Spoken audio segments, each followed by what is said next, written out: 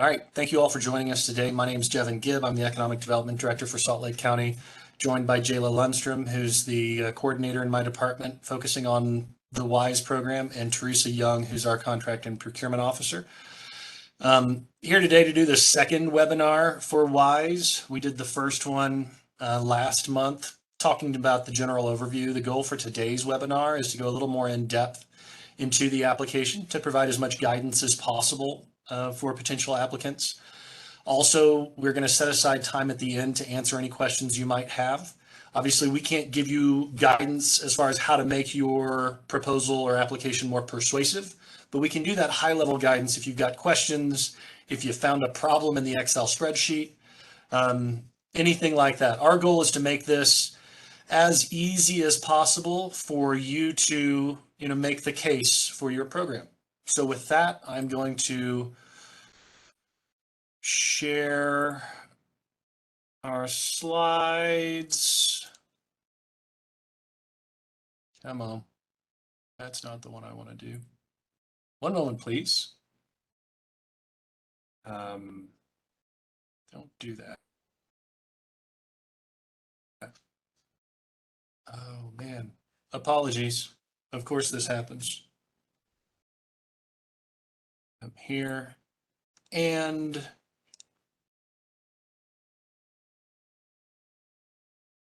all right. So what we'll do today is we'll do a general program overview. We'll talk about the application and the budget and staffing template. We'll give you an update on the timeline, and then we'll save some time for Q&A. For the program overview, I'm going to go very quickly because we've talked about this in the past.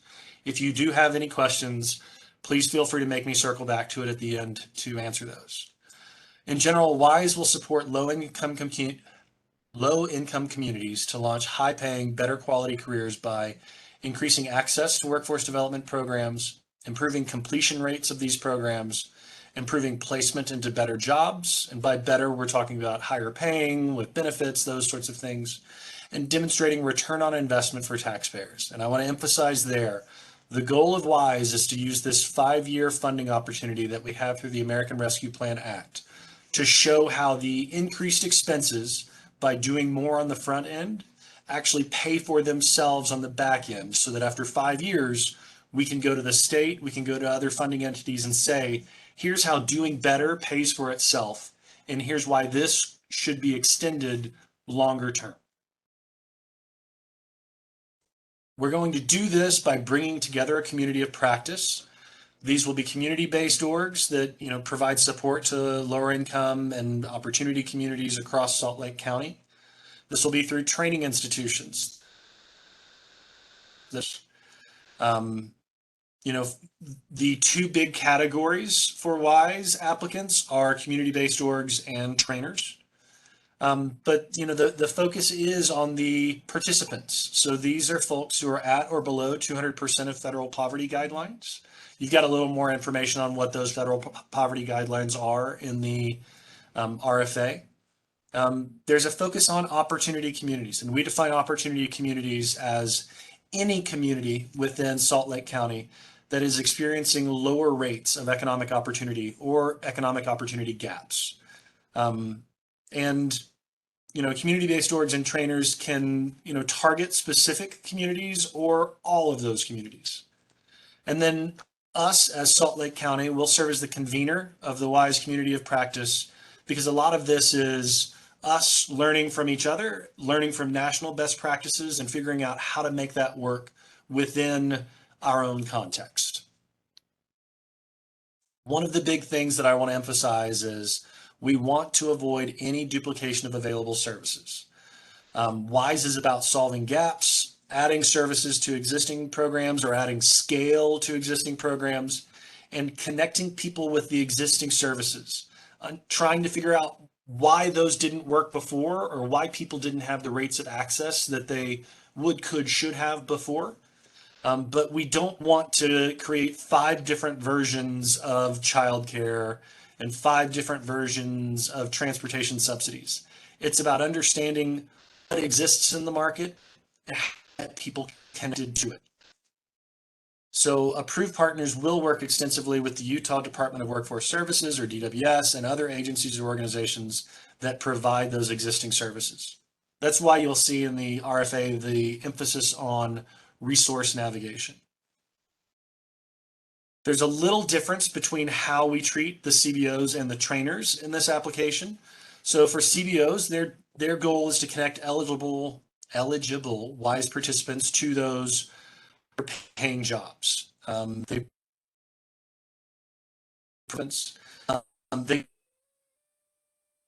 of the WISE services. What they need to do is identify where the gap is, how they work on that gap, and what their role is in connecting people with those higher paying jobs. Trainers are treated a little differently. We want those trainers to build out a team that provides all the WISE services. This is outreach to communities, academic advising, resource navigating, career coaching, and mental health counseling. Heavy emphasis on that resource navigation part. That's where we see the biggest gap is stuff exists, but people aren't getting access to it. How do we solve that problem? We've seen folks take different approaches to this.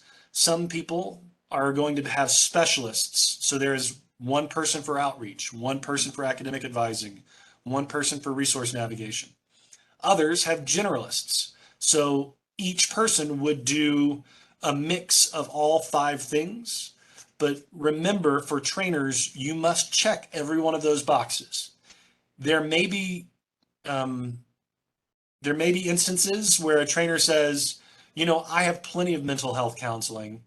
I think I can do that with my existing activities. What I want to do is to use the funding for these other, 3 to 4 things. The application asks for kind of justification for that. So don't think that you have to, be very rigid in how you build this. Just know that everything has to be done. All those boxes have to be checked.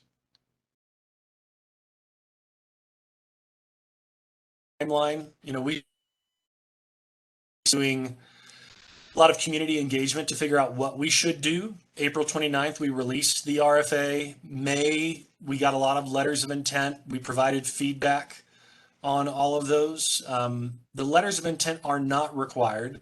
They are heavily recommended. If someone did not fill out a letter of intent, they can still submit an application. You can also submit a letter of intent. I'm just not guaranteeing that I or my staff has the time to provide the same level of feedback that we did with folks who met the deadline. There's a July 1st application deadline. That's when applications and the staffing and budget template must be provided by 5 p.m. We'll do a selection committee on July 14 and announce awards on July 15. In August, our plan is to do our program orientation to bring together all successful applicants to begin talking about how we'll do this through 2026.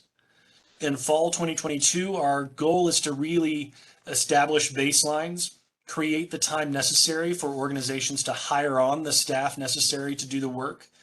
And some folks may be able to start earlier if they've got baseline data and staff in place. Some folks may take the entirety of fall to get ready to launch, but we will want all programs to be able to launch and to launch by January of 2023 so that we can have 4 full years of program operation to eventually work toward that goal, which is to show a net positive tax impact of these services, that doing better actually pays for itself.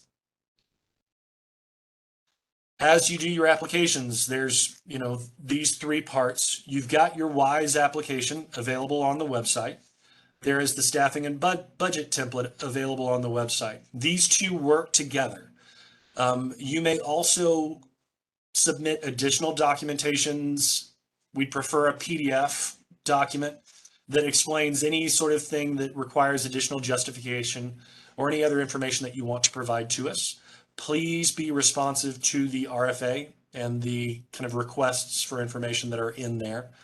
You will use the online portal to submit by July 1st at 5 p.m. Again, that online portal is at the WISE website. It's going to be a smart sheet. You drag and drop your file attachments into it and provide some other additional information. I'm going to move from there over to the application highlights. In general, what I want to emphasize, please define your target WISE participants. We are looking for organizations that understand who they're trying to help. Explain the careers and occupations you plan to target with your program. So it's not just who, what are you going to connect them to? Why is that going to help them? Why does that improve their lives? Why is it a good idea? And show how your WISE program connects those participants with careers that will make long-term changes in their lives. So, you'll outline your WISE services. This is those 5 services that we talked about.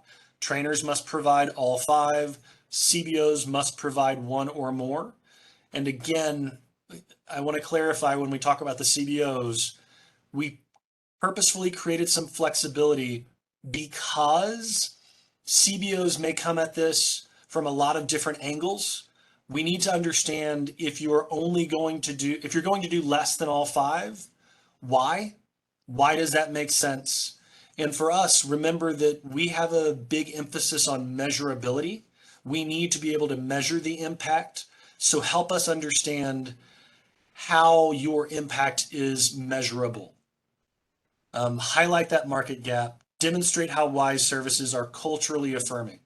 And that's an emphasis for us. It's not one size fits all.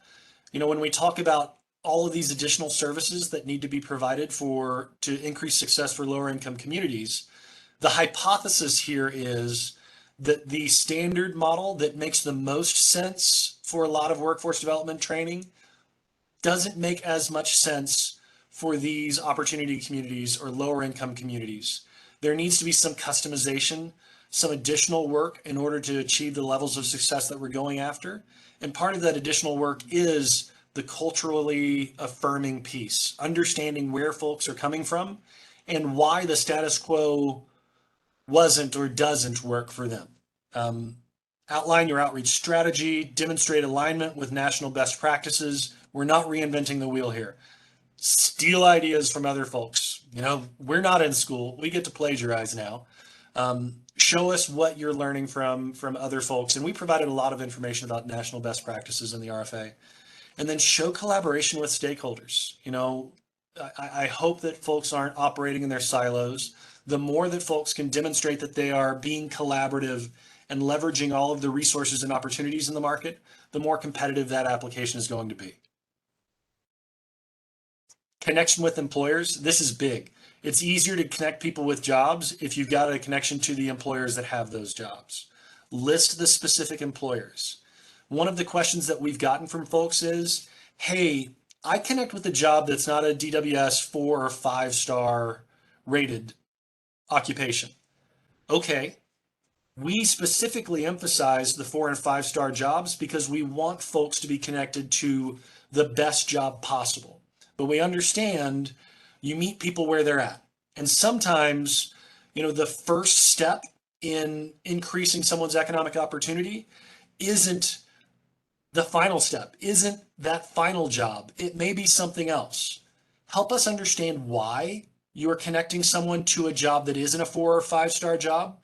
And is there a longer term plan or pathway that starts with a 2-star job or a 3-star job, but finishes with the 4 or 5-star job if that person wants to take that path, wants to go through that process. Return on investment. I'm going to just hammer on this because this is what we need to do. We must measure everything we do in order to demonstrate that net positive tax impact. We need demographics. We need program metrics. This will be a lot of work. It is required work. You will see all of the baseline data that's required in the RFA. I know that not everybody is tracking this, or you might not be tracking it as well as you would, could, should. That's why we want to do some flexibility so that we're not starting August 1. We can take the entirety of fall to establish your baseline data so that we can then launch in January. If you are tracking all of this, great, let us know. That's going to be real competitive. If you're not tracking all or parts of this, that's fine. Demonstrate that you're willing to work with us to get to this data, and that if you have a plan, tell us your plan. If you don't, be clear that you're willing to work with us. We're willing to work with folks. We'll do this all together. It's just that if we don't get the baseline data, we can't start with those programs. That is a requirement for anything we do. Oh, excuse me. Letter of intents, those were submitted on May 13. Here's some of the feedback, generalized feedback that we provided to folks. And again, if you did not submit an LOI, you can still and get some feedback, but it's not required. We told folks, please highlight your targeted occupations and any existing connections to employers. Use the staffing and budget template to clarify whether the amount requested is annual or for the entire duration of WISE through 2026. We are going to get requests for much more than the amount of funding that we have available. We need to very clearly understand how much money you're requesting, what's necessary for you to be successful. If your program is outside the scope of WISE services, those 5 activities, explain the gap in the market that you're trying to solve.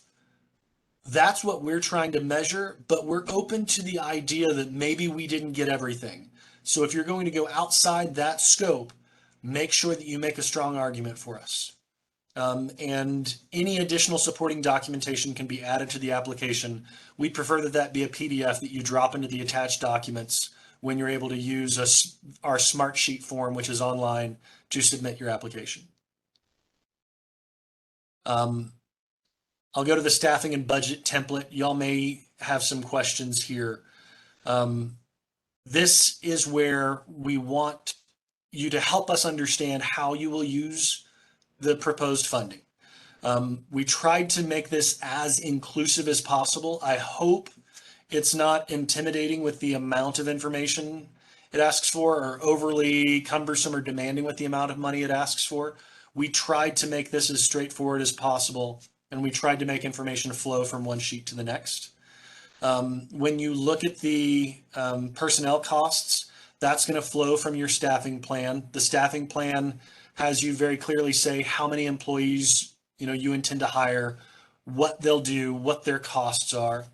Fringe costs, those are your benefits. Hey, how much is going to be the cost of health insurance and retirement plans if you offer those. If you don't offer those, be clear that this is just going to be a personnel cost. You can put things like travel costs, equipment costs, supply costs, contractual costs, other costs in there. The thing that I would emphasize is the budget is part of the competitive evaluation criteria. So just make sure that we will understand why. Why is this necessary to achieve the goals that are very clearly set forward in the RFA? But, maybe some are, maybe some aren't. There's probably not a lot of travel to Fiji that should be put in here. But there may be some conference travel if you think that that's the highest and best use of funding. So you've got that. There are also, you'll see for every year it says, what's the county cost and the non-county cost? That's because we have match requirements.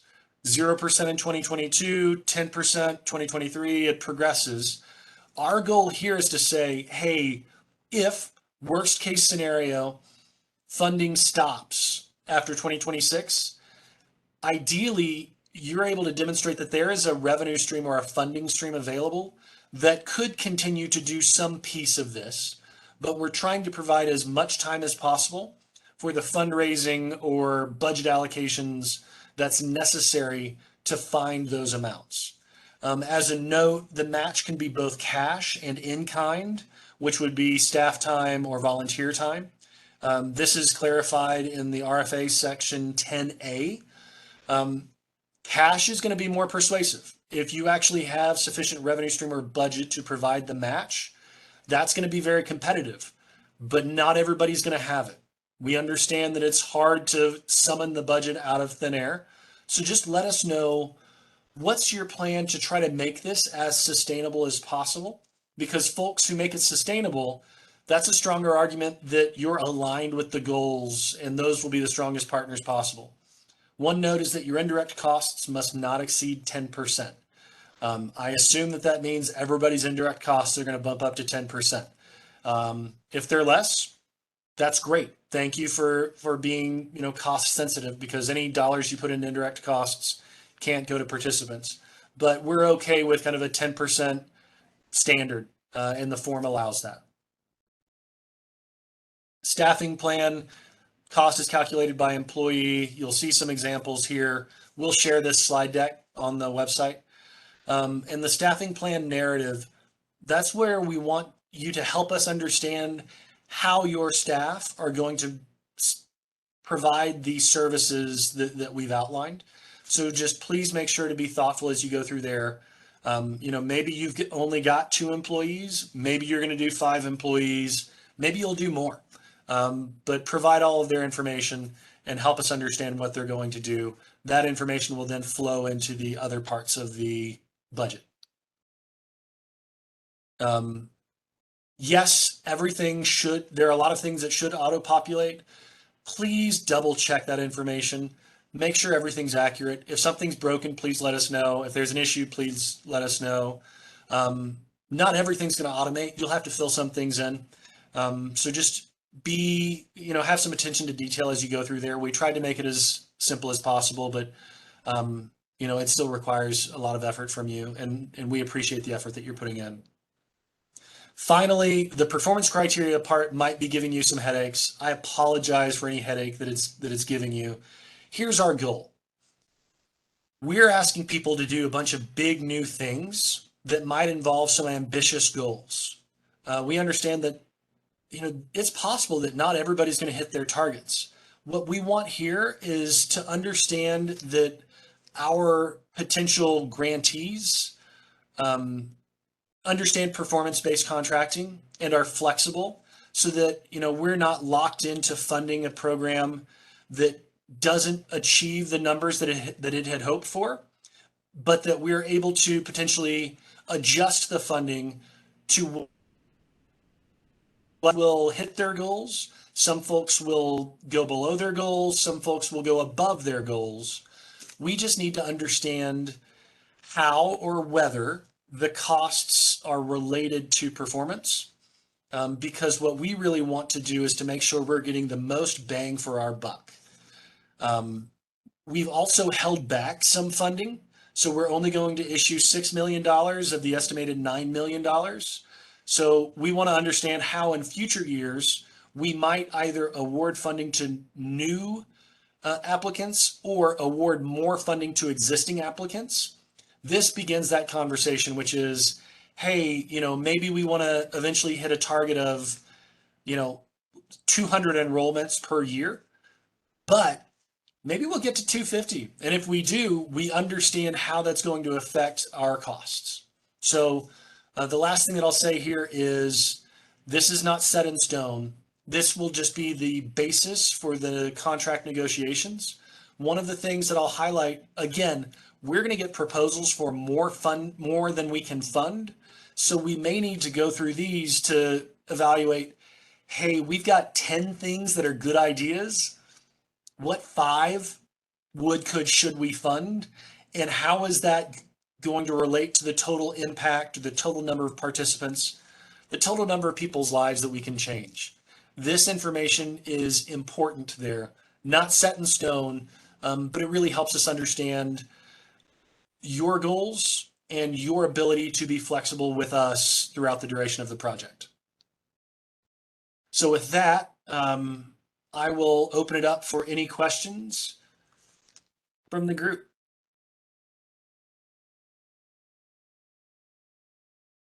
If you have questions, you can toss them in the chat. You can raise your hand and we can let you ask the question. So I'm reading. We have a couple that have come in already. Cool. I have one in the chat from Kathy Campbell. It's if one full-time person serves multiple roles, how does that impact the 1 to 150 advising ratio requirement?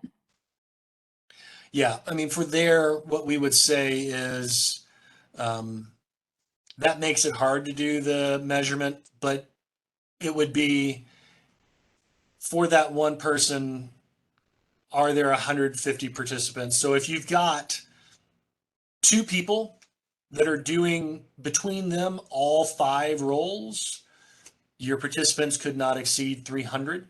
The one piece there is if you're starting to get kind of creative there, please explain in your application why you're still hitting the goal of that 1 to 150 ratio, which is we want as much one-on-one attention as possible.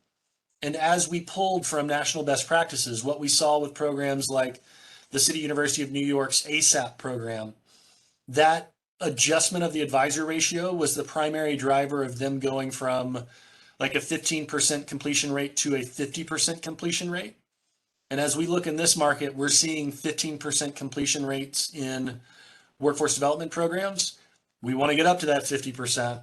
And so partners who demonstrate the ability and the emphasis on providing as much one-on-one assistance, those are going to be the most persuasive.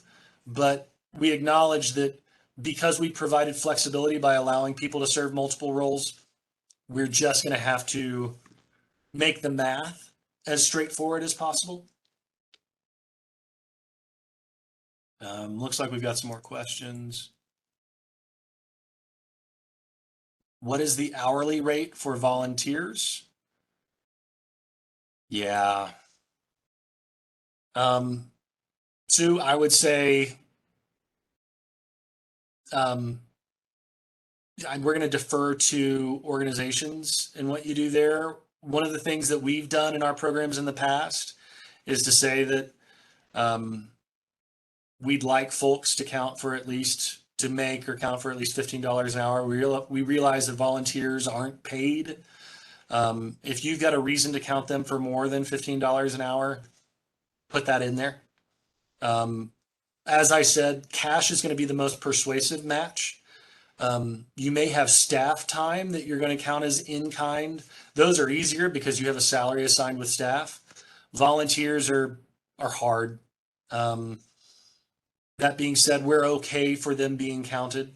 If you're counting your volunteers as making $100,000 a year, probably a little less competitive. But we don't necessarily want to be prescriptive in how you do that. If you think you've got a legitimate response, that's fine. And a little additional narrative would be helpful. How many awards do you expect to make in year one? I think we're probably going to have 2 to 4 trainers and 2 to 4 CBOs based on what we saw in the LOIs. When you're funding full-time staff, the money goes really quickly. As much as $6 million is a lot. I think that's probably about where we're going to land. We'll try to accomplish as much as possible, which means that maybe those numbers go up a little bit, but I actually think it's probably going to be, it could be just 6 total, but 2 to 4 of each category. For an organization that hasn't been operating for 3 years, what would be the threshold of demonstrated success to consider them eligible for award?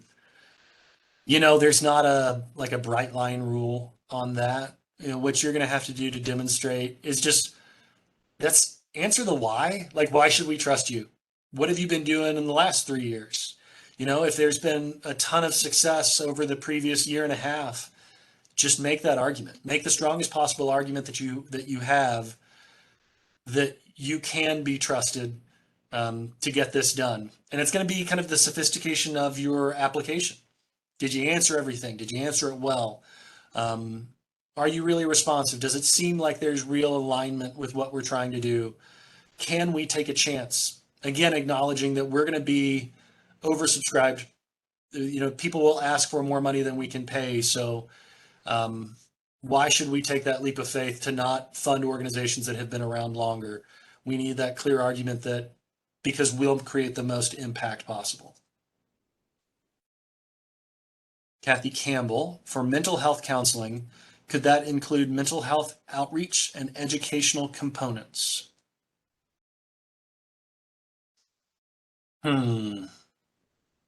Actually, Kathy, is it okay for us to unmute you so that I can kind of, I'm going to request an unmute for you so that you can explain that a little more? Because I'll acknowledge, man, I'm not a mental health expert. We put mental health in there because we think it's important and we think it's a barrier for these communities, but I'm not super familiar with that issue.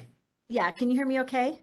Yes, thanks. Great. So what we're picturing, so we're planning to ask for a half-time person, most likely existing because it's hard to hire mental health counselors with higher ed wages or salaries. But what we're thinking is we want to make sure that we're true to the grant in saying, okay, then that's a full 20 hours that go to this program. But what we don't want is for this person to sit around hoping people will then come and access services. So we thought that maybe when there's additional time, that maybe that counselor could do some direct outreach to these students to really connect them with the services. We just find that lots of times you have to make that extra step, which would mean that, as we're reporting time, maybe we're actually only getting a fourth of that time in actual clinical counseling, but we're also using that other time to really help them be aware of resources. So I guess to some extent, maybe it falls into the resource navigation, but really specifically. So we have a Center for Health and Counseling, so we have a really good space for this to happen. But again, to be true to the grant and not have a person sitting around, we wanted to kind of expand what that looks like if necessary. Yeah, that sounds great. And I think that goes to some of the LOIs that we saw where people said, I don't want a specialist. I want these people to be flexible or to be more of a generalist to do more than just that one thing. And that seems to fit within that trend. That'd be okay.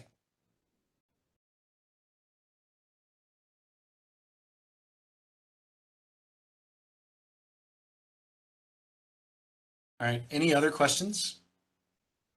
If you raise your hand, we can unmute you, but let me make sure that we don't have any hands raised. I don't see any.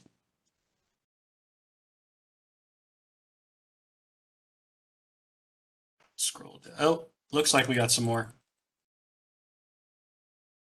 Okay. Robin, there was, hey, Question in the Q&A. Q&A. I found it. Good.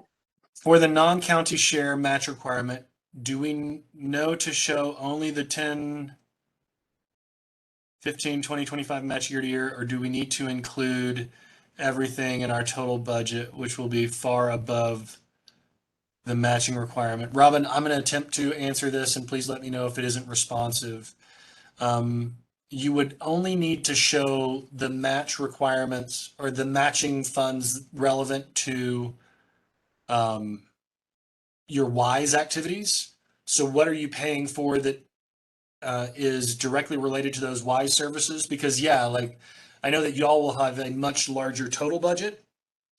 Just do the subset that is relevant to WISE. Jayla, does that seem to answer the question, or do you have a different read on it? I took a different read on it, but there is a place in the budget and staffing template for you to input the match requirement year by year. So it's not going to count towards the total budget in that template. So hopefully one of us answered it right. But Robin, toss something in the chat if we didn't answer that. All right, let me pop back into the chat. Are currently enrolled students eligible to be included in the program, i.e. current undergraduate students from opportunity communities where enrollment would provide additional resources to assist in degree completion? So let me kind of give, I'm going to try to give the best possible answer to that. You know, obviously you wouldn't, so long as they hit the eligibility requirements, you could allow them to take advantage of these services. You know, why would you count them out? You know, if the services exist and there's sufficient bandwidth to help them do it, that's great. One thing that I will say, because as I'm reading the language there, you're talking about undergraduate students. In the RFA, we talked about targeting the duration of programs. One of the things that we have done is be very clear that we would like to your window. We need participants to get into and through programs. If it's a 6-week program, that's also great. But once you start getting more than 2 years, it's going to be really hard for us to measure this within the time frame of WISE, because, you know, that 4-year student who starts in, you know, August of 2023 will be the first one and the only one we'll be able to measure within 2026. It's going to be hard for us to measure anything. Whereas if it's a 2-year program or a 6-week program or something, a shorter term program, that's quick and we can be able to show the impact. I hate that we can't do the longer program, but we're limited by the time frames that we have. So, and Kim, let me know if that isn't the answer to your question. And Robin, Jayla's smarter than me, so of course she answered the question correctly and I did it incorrectly.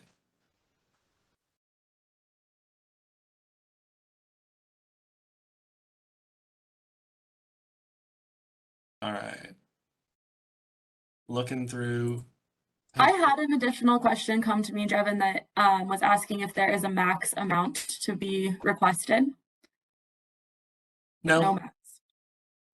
We didn't build in a max. Just, I would acknowledge that we are thinking it's probably 2 to 4 trainers, 2 to 4 CBOs. There's only $6 million. You can, you know, the math is pretty clear there. Take into account, we're requiring the trainers to provide all of the services. We're not requiring that of the CBOs. The trainers may likely go after larger dollar amounts, but not necessarily. You know, make the argument for the amount that you need. And that's again where the performance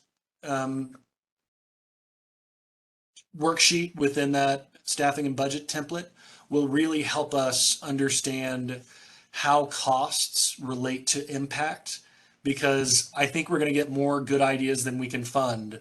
We're going to dig into there and say, well, what gets me the best bang for our $6 million buck? And Sue, it is $6 million total, not $12 million where it would be 6 for trainers, 6 for CBOs. It is $6 million that will be split between both trainers and CBOs.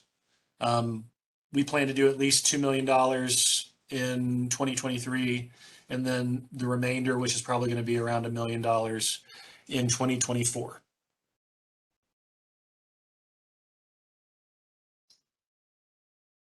All right. I don't see any other questions, but we'll stay online in case somebody has something. We'll give it 3 more minutes, and then I don't want to force people to stay online just in case somebody asks a question at 11:55.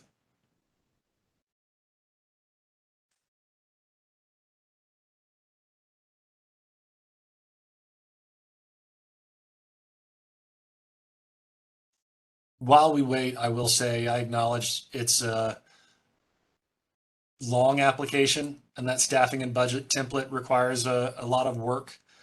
Thank you. I think we tried to strike the balance between, you know, getting the right amount of information necessary in order to make decisions on large amounts of money.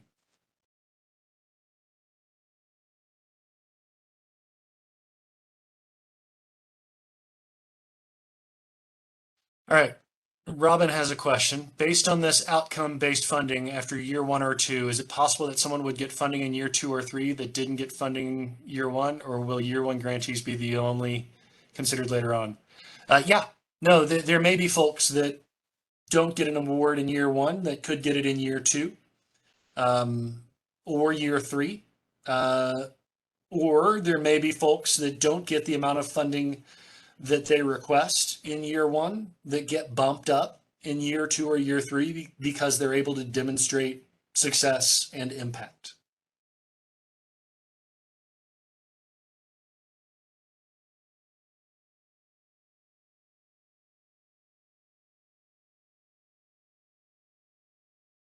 All right, one more minute. Thank you all for attending.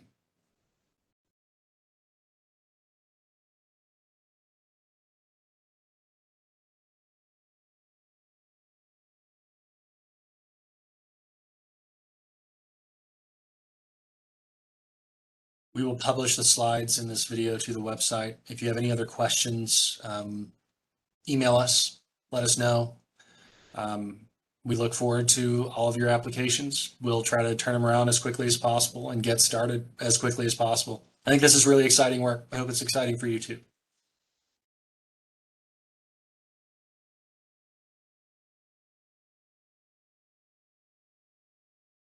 And with that, that's going to take us to 11:45. So thank you all. Let us know if you have any questions. Have a good day.